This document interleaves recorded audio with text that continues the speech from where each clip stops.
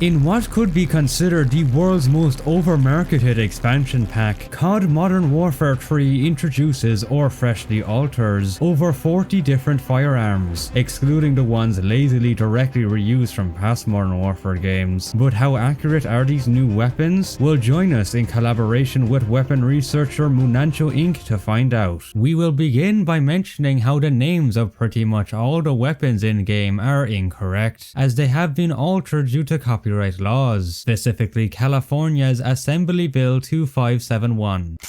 And the guns themselves, especially pistols, are way too effective underwater. The bullets in reality would often slow down the second they were fired, and due to water pressure, some guns won't even cycle properly. A Beretta 92 FS with a fictional MIL STD 1913 rail, similar to the one found on the recent Tyrus PT92 variants, appears as the Ranetti in-game. The trigger guard is also based on the Tyrus PT92.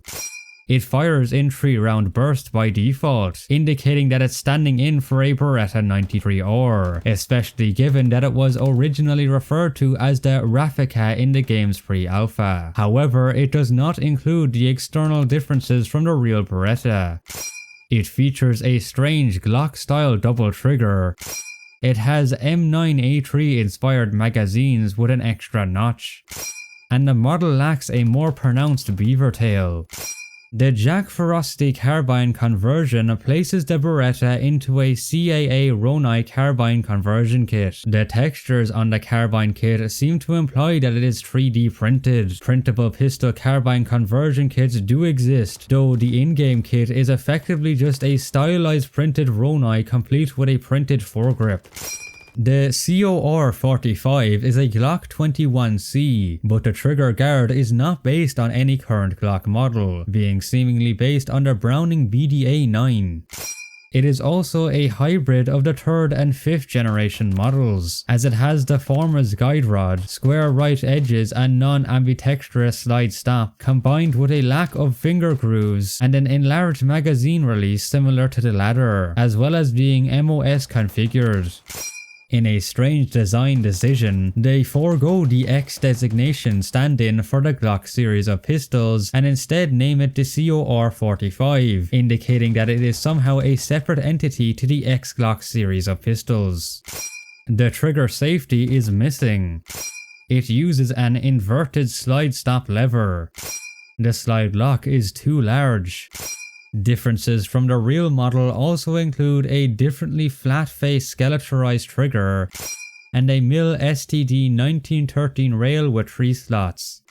Using the XRK IPv2 conversion kit would give the pistol a binary trigger, although 100% possible with a Glock. The design of the carbine kit, however, is fictional, partially resembling a messed up Ronai kit. The in-game TYR is based on the RSH-12B, but is extremely stylized and bears close to zero resemblance to its real counterpart. It has a significantly smaller cylinder, possessing flutes and a strange frontal taper, a barrel with no vent holes, a differently shaped trigger guard housing an also reshaped trigger which sits much further back than the real weapons, an oddly straight grip with almost no beaver tail, a type pullback cylinder release instead of the actual weapon's push forward release, and a safety based on the 2021 model alongside numerous other smaller changes.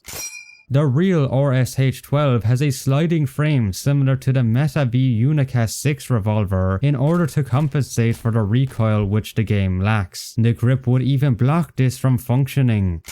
The grip seems to be based on the Charter Arms Bulldog revolver. All the cartridge primers have been struck regardless of if we fired or not. Using the ZIU-16 heavy long barrel and the ZRL stock converts the weapon into an approximation of the MTS-569 revolver carbine. However, the handguard and barrel bears close to no resemblance to the actual MTS-569, especially the end cap and the exposed vent holes at the front. And the Jack Beholder rifle kit gives us a custom 3D printed barrel that supports a 3D printed Gizella handguard for an AR-15 rifle. The indents and curves on the design of the micro Uzi in-game are heavily stylized, altering a lot of the visual design of the real micro Uzi, including the addition of indents at the bottom of the receiver not found on the actual weapon. The lines on the receiver, instead of just being 2, are now divided into 4. The fire selector lacks the ARS selector markings and instead has color-coded notches that represent it. The micro Uzi's lack of folding stock indicates that it is based on the civilian model, the pistol Uzi. And when using akimbo, the fire rate lowers, despite the micro Uzi not having a fire rate reducing system in reality. When dual wielding any weapon, our character somehow manages to reload each weapon with one hand off screen. The Striker is a stylized version of the UMP-45 with a strangely short magazine, holding around 20 rounds despite claiming to accommodate 30 rounds. Additionally, there is an option for a 48 round magazine, which, curiously, is also too short to properly house the .45 ACP rounds that it purportedly contains. It features incorrect letter fire selector markings, colored in orange instead of the regular Heckler & Koch ones in bright red and white. The release lever assembly pin is missing. The trigger and hammer assembly pins are in the wrong position. And it has a caution warning that is only found on the civilian variants. In a strange design decision, the SMG-45 is called the Striker 9, despite the real weapon not being associated with Heckler & Koch. The in-game version is apparently a product of the games Heckler & Koch stand-in, Lockman and Mir. It is also chambered in 9mm. As of 2023, there are no current models of the LWRC SMG-45 to be chambered in 9mm. The in-game model has a shorter barrel and handguard, along with a Heckler & Koch UMP-like fire control group and a Tyrus G2C-like grip. It uses MP5 magazines. As just mentioned, it never had a 9mm model and thus it never used MP5 mags, although this could be a reference to the fact that the SMG-45 uses UMP mags. Apart from serving as a barrel weight, I don't see this fictional, extremely bulky and large handguard serving any purpose on this custom 9mm AR-15. It also seemingly has a gas tube inside the handguard that goes through the lower receiver. The handguard protruding this far down would prevent the upper receiver from being pivoted open, while the extension that goes behind the front receiver pin would prevent it from being lifted straight off, meaning that the gun couldn't be field stripped without removing the handguard. It uses a 5.56 SIG 516 receiver in its entirety without changing its ejection port or its bolt carrier. Using the Pipeline Pro LTS stock would remove the buffer tube, making it basically a bolt-action rifle. The AMR-9 Enforcer long barrel is seemingly based on the UTS-15 shotgun's front barrel assembly, and the rest of the barrel attachments are completely fictional. The CZ Scorpion Evo 3A1 returns, mostly reused from Modern Warfare 2019, but does have some notable differences, allowing us to count it as a Modern Warfare 3 weapon. The CZ Scorpion Evo 3A1 is entirely stylized, most notably it has a flat end cap, whereas the real one had a slanted and curved one. The design is seemingly inspired by the S2 models with a CZ USA Paxa Sapper 6.4-inch M-Lock handguard.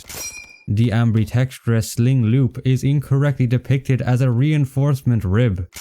It has another ambidextrous reinforcement rib not found on the real gun. The pins from the handguard of the S2 model have been transferred to the rear of the gun for some reason. It has misaligned sights. The fire selector markings are incorrect, with the right side fire selector markings also being missing. The mag catch has been heavily altered, making it unrecognizable to the real mag catch. It uses a Heckler & Koch Diopter sight. It lacks its burst fire capability. It uses a Zhukov AK stock. Changing the barrel to the rival IGS 800 barrel gives the weapon the length of the S1 carbine with the suppressor of the Innovation Arms SC9. Using the rival C Clearshot barrel gives the weapon a Scorpion Evo 3 S1 carbine style barrel. The Jack Headhunter carbine conversion for the Scorpion uses a Gazilla G36 style extended handguard. While technically possible to do, the design itself is fictional. The IMI Uzi features the bent trigger guard of the Micro Uzi for some reason. The rear sight is cut in half. Note that in contrast to the Uzi from Modern Warfare 2019, this incarnation has more realistic iron sights, handguard and grip textures and bulges above the selector, albeit still somewhat stylized. The fire selector is fictionalized this time, though it does have the ARS markings of the military model. Using the Brood Mother conversion would chamber it in .45 ACP with a slightly lower fire rate of 444 RPM instead of 600, and gives it a stylized longer early model wooden stock with an incorrect butt plate, extended barrel and a fictional TAN 22 round magazine. When using laser or flashlights on the Uzi Pro, they somehow attach themselves on the right side of the receiver despite lacking any 1913 rail. The gun is visibly based on the civilian model, with a stylized A3 tactical modular folding stock and 2-mode selector switch. Despite this, it can fire in semi-auto by simply setting it between safe and fire. The lines on the lower receiver are much thicker and pointed in the opposite direction. It has vent holes not present on the real model. The rear sight has been chopped in half. The sight is not properly aligned. The default barrel length and the shorter barrel options are somewhere in between the real Uzi Pro's barrel length.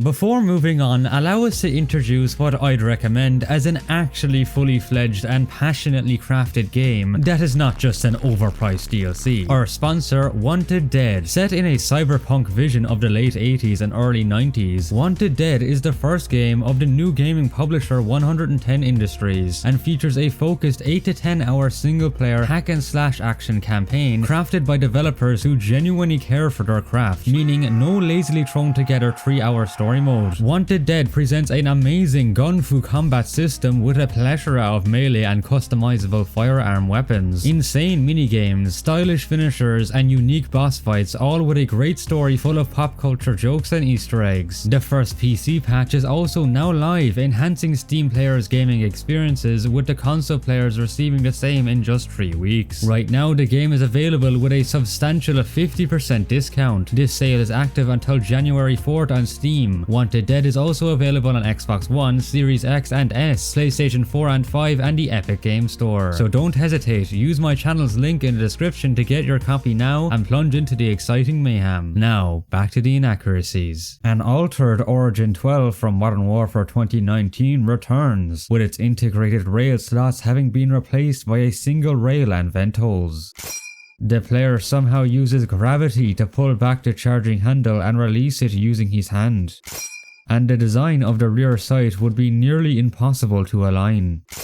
A more stylized version of the Remington 870 from Modern Warfare 2019 returns here, featuring a misplaced safety located at the bottom of the receiver instead of the trigger guard.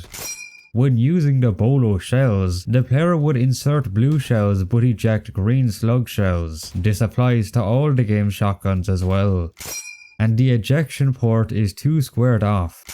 The in-game Riveter is mostly a fictional weapon, not based on any single AR-15 .410 shotgun, but could potentially be based on the ATI Omni .410. Like with the rest of the AR-15 platform guns in this game, it can somehow function without a buffer tube, without altering the bolt carrier. And the player uses the .410 shells in the magazine of the game's Riveter, but ejects 12 gauge shells. The SVA-554 is not even close to being an AN-94 that it is supposedly based on. It uses the receiver of an AK-100 series rifle. It's modeled with a Zenetico PT-1 stock, rail handguard and full top rails. It also features an unusable gap between the trigger guard and magazine release, similar to the Type 81, and the handguard, although resembling the AN-94's, is shortened to that of an AK. In fact, I am not even messing when I say that this weapon was based on a photoshopped image. It's worth noting that Russian officers did try to modernize the AN-94 in 2013 and 14. However, the design changes were very insignificant, apart from a Picatinny rail and Magpul AR stock compatibility. The AN-94 doesn't even have the muzzle device that is used to cycle the gun, and instead uses a Bulgarian 4-piece flash hider.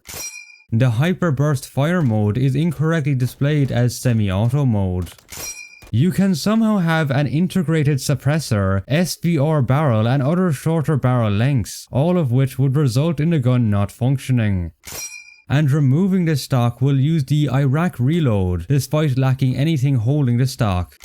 Equipped with a HK aluminium top rail and compact barrel, the G36 goes by the name Hogler 556. The firearm features various fictionalized details that distinguish it from reality, notably with the absence of a magazine release pedal, replacing it with an ambidextrous mag release button reminiscent of the AR-15 positioned where the G36 rear magwell pin would be in reality, with it also having chopped sights. Additionally, it does not include its integrated bipod, instead relying on aftermarket ones. The large button to unlatch the folding stock is also missing. The fire selector markings are wrong and is also in the reverse position. It should either use SEF or H&K pictogram markings.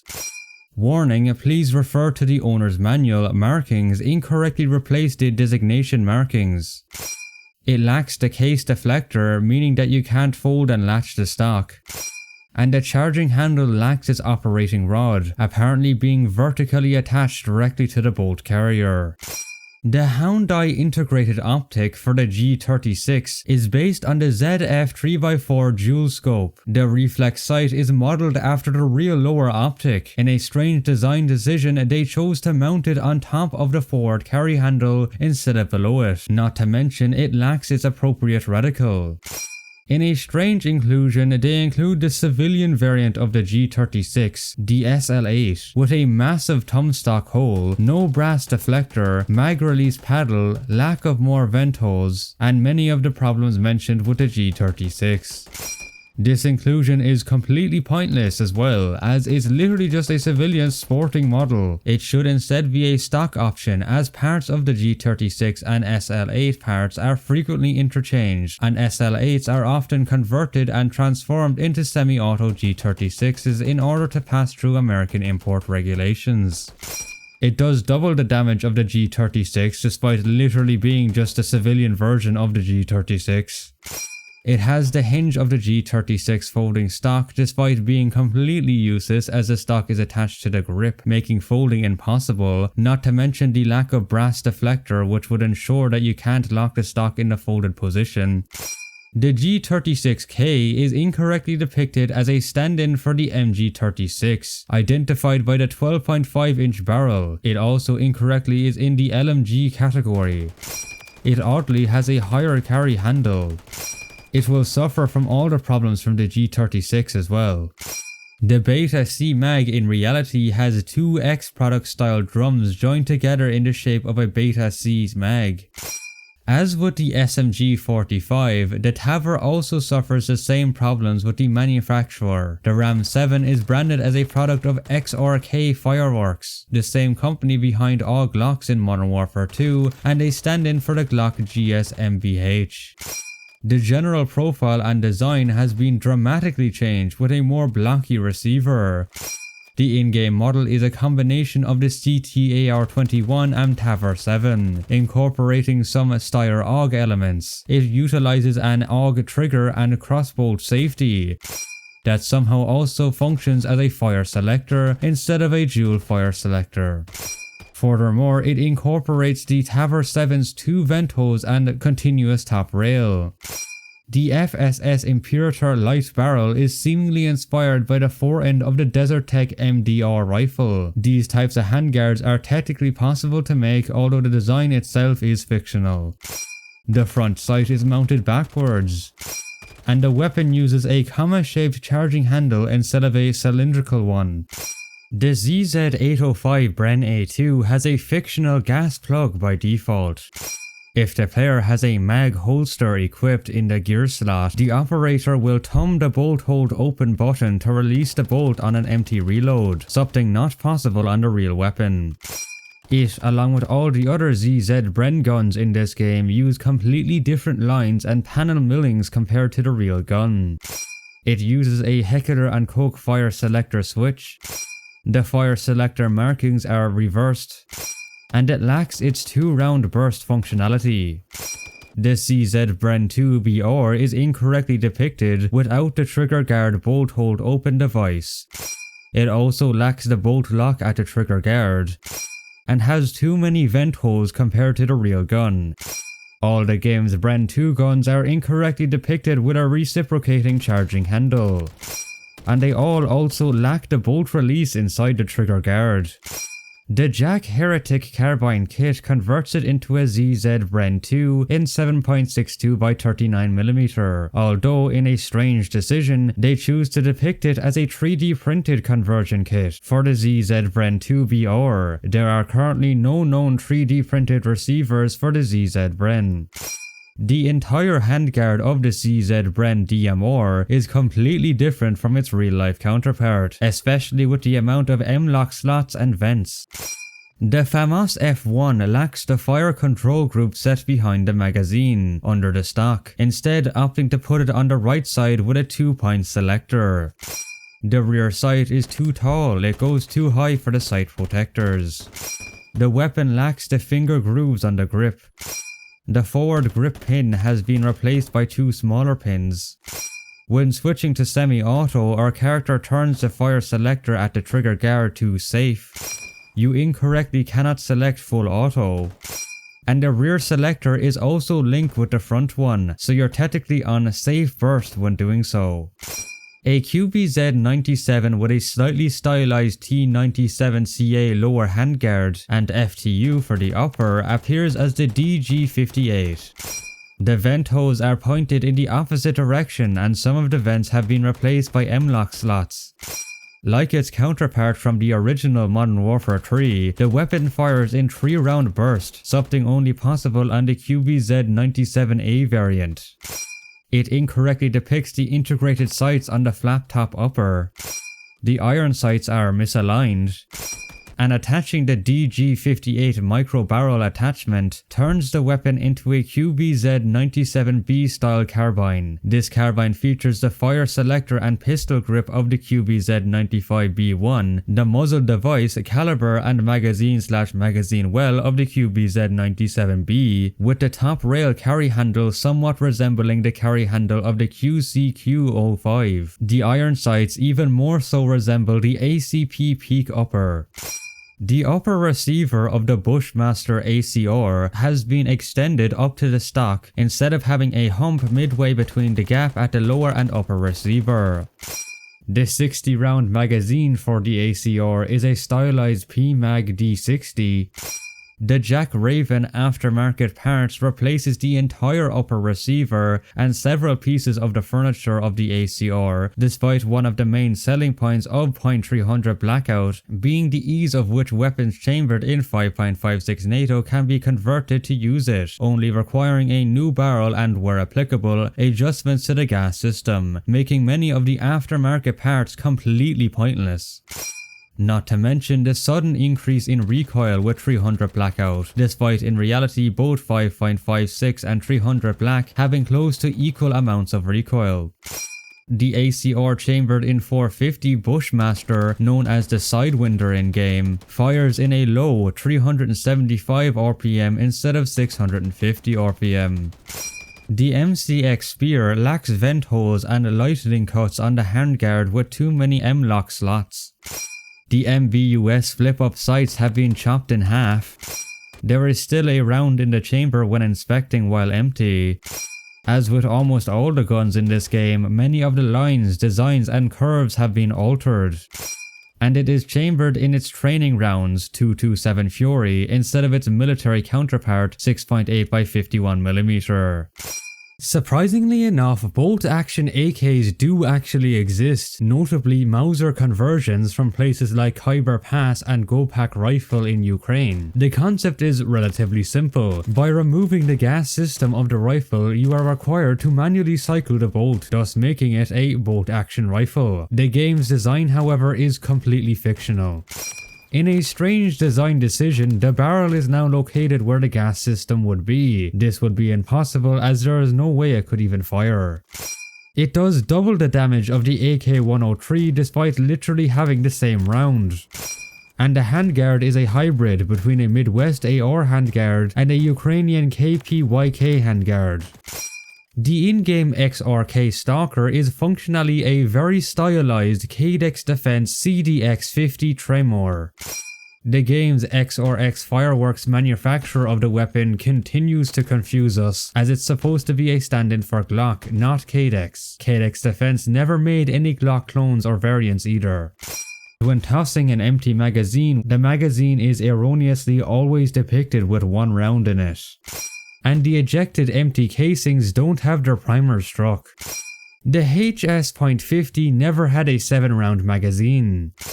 Despite being an Austrian weapon never adopted by Scotland, it is stated as being made in Scotland for some reason. Despite being chambered in 7.62 by 54 mmR cartridges, the SVK in-game uses the 7.62 by 51mm variant magazine. The 7.62 by 54 cartridge mag uses the magazine of the SVD Dragunov. The handguard is significantly longer than its real-life counterpart and has more M-lock slots than its real-life counterpart. It can somehow use the barrel assembly of the SVD and several AK stocks. Due to the weapon still being in its prototype stage, many of its handguard attachments are fictional designs. Regardless of if the magazine is empty or not, there will always be ammo in it. The 338 Lupia variant by default uses a shorter barrel than its real-world counterpart. Once again, many of the lines, reinforcement panels and general aesthetics of the FN Minimi have been changed quite a bit, perhaps to also skirt the fine line of copyright and California laws. Note the Sudo M240 stock, which is depicted without the ridges and the sling attachment point of the real deal. The cheek weld is non-existent with the stock design. The disintegrating links require a bullet to stay linked in reality. In game, the ones without bullets are simply floating. The FN Minimi can also accept Surefire 60-round box magazines via the Stannig adapter. While this is possible, Minimi's emergency magwells are infamous for being very unreliable. The general outline of the gun is a lot more chunkier in game than the one in reality. Much of the parts of the gun are also disproportionate, such as the too skinny looking handguard furniture and bipod, as well as the oversized gas block and undersized adjustment knob. The crossbow safety is protruding on both sides. The pistol grip is completely different from its original counterpart, and has a double-sized thumb groove that doesn't really make sense. And the muzzle device seems to be a A2 style birdcage flash hider and not like the compressor that comes on the Minimis. The QJB95-1 has several fictionalized stylized elements, such as the alternate front sights and placement of the fire selector. In typical Call of Duty fashion, the tops of both sights have been chopped in half. It uses a fictional drum magazine. The magwell is positioned on the center instead of on the right. It incorrectly is depicted with a block-shaped charging handle instead of a comma-shaped one. The front supporting leg of the carry handle is too thin.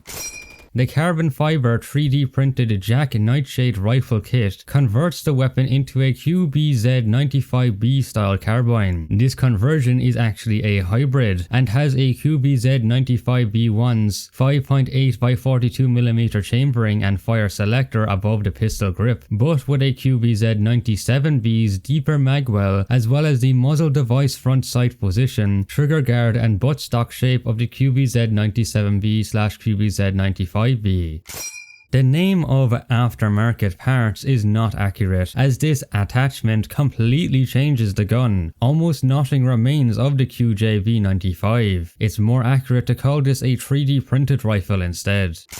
Note that it retains the standard QJV-95-1 selector switch above the pistol grip, but also gains the earlier style stock mounted selector switch, leaving it with 2 selector switches. Only the former is actually used though.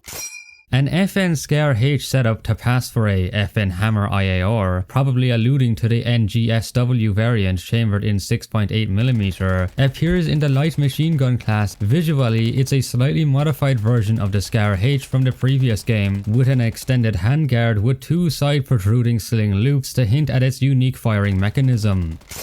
The FN Hammer IAR was a variant of the Scar L, chambered in 5.56 or the 6.8mm cartridge, not 7.62 NATO. It never left the prototype stage and was never adopted. It was able to switch from closed to open bolt depending on the temperature of the gun. The gun in-game has a variable ROF in its first few shots and slows down to emulate the transition from closed to open bolt. However, this means that the gun has already overheated within its first few shots. It should instead overheat after shooting a few hundred rounds. It is fed by a X Products X25 50 round drum, which is overloaded to 75 rounds. The 30 round Mullen Labe magazine is overloaded to 45 rounds. And the Armatac Industries SAW MAG 150 round dual drum magazine is incorrectly chambered in 7.62 NATO instead of 5.56. The PKP Pecheneg is depicted with a disintegrating belt, which does exist, though it's made out of polymer by Ukraine. This model is based on the titanium model. It should instead be depicted with a non-disintegrating belt, breaking in sections every 25 rounds. It also features a PKM's wooden stock.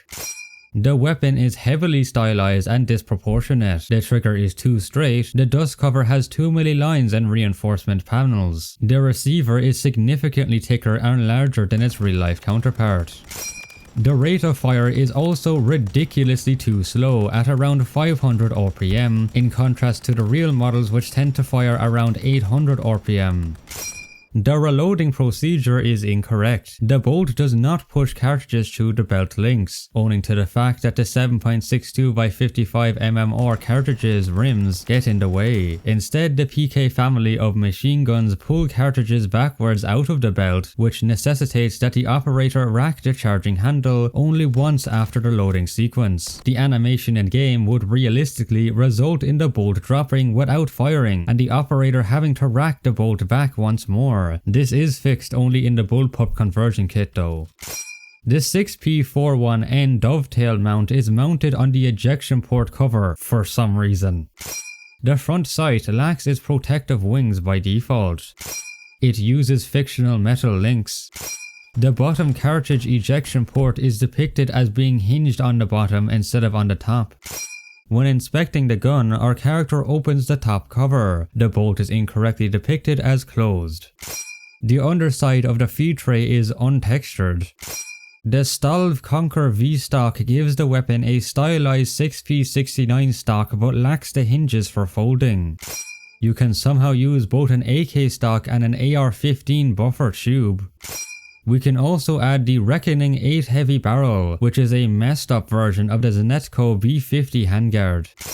The 200 round belt box attachment is an approximation of the real PK box magazine, although it appears to be much wider and thicker. The Bluff heavy stock gives the machine gun a stylized version of the 6P41 stock. And the bullpup kit makes zero sense, considering that the entire point of the Zenitico bullpup PKP kits is to reuse the barrel receiver of the original PKP and only change out a few parts. There is no need to 3D print the receiver. A fictional stylized sliding breech underbarrel grenade launcher appears as the Boro 500. It appears to be based on the M203 grenade launcher, as noted by the sliding breech mechanism and the M203-like stylized trigger group and latch. It also borrows some aesthetic design elements from the FN40GL. The launcher also has a tri-rail on the forend which is never used. Inspecting the round while empty will show the round still unfired. The QLG-91B can somehow be mounted on barrel options lacking the lug. The folding leaf sight is missing. It is worth noting that all info, except for some Western sources, indicate that the QLG-91B was intended to fire non-lethal grenades. The grenades used are incorrectly modeled and labeled after 40 by 46mm model grenades, instead of the 35 by 115mm rounds. When reloading the AV-140 MSGL, regardless of how many grenades were shot prior to reloading, all are dumped. Even if you have fired all rounds, the primers will still be unstruck. Regardless of how many rounds were fired, they are all depicted as empty cases. The fire selector only stops halfway to the fire mode. When firing the 40mm grenade round from grenade launchers, the round still has its casing. The sight lacks its distance adjuster, and it uses the wrong sight reticle. In the campaign opening level, Operation 627, our characters use fictionalized REBS standard launchers to fire grappling hooks up the prison walls. A fictional underbarrel flamethrower appears as the Jack Purifier. While underbarrel flamethrowers such as the Pulsefire or the XM42X do exist in real life, the Jack Purifier seems to be based on a fictional design.